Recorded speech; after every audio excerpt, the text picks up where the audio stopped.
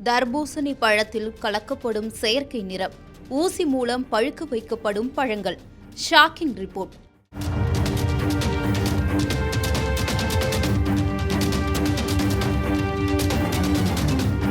பழங்களை பழுக்க வைக்க தற்போதெல்லாம் செயற்கையான சில வழிமுறைகள் கடைபிடிக்கப்படுகின்றன.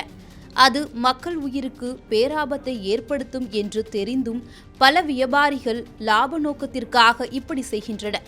அந்த வகையில்தான் இந்த ஒரு சம்பவமும் நிகழ்ந்துள்ளது. தென்காசி மாவட்டம் சங்கரன்கோயில் ராஜபாளையம் சாலையில் சாலையோர மாற்றுத்திறனாளி வியாபாரி மாரியப்பன் என்பவர் தர்பூசணி பழங்கள் விற்பனை செய்து வருகிறார். இந்த நிலையில் அவர் விற்பனை செய்யும் பழங்களின் நிறம் மாறுவதற்காகவும் பழுக்க வைப்பதற்காக ஊசி மூலம் செயற்கையாக மருந்துகளை ஏற்றுவதாக மக்கள் புகார் அளித்துள்ளனர். அந்த கடையில் பழங்களை வாங்கி சாப்பிட்டவர்களுக்கு வித்தியாசம் தெரிந்ததால் உடனே புகார் அளித்துள்ளனர்.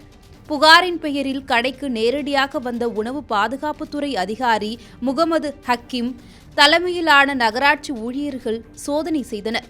அப்போது ஊசி மூலம் மருந்து ஏற்றியது உறுதி செய்யப்பட்டதும் அதனை பினாயில் ஊற்றி அழித்து அபராதம் விதித்தனர். பின்னர் அந்த பழங்களை நகராட்சி வாகனத்தில் ஏற்றிக்கொண்டு குப்பையில் வீச எடுத்து செல்லப்பட்டது.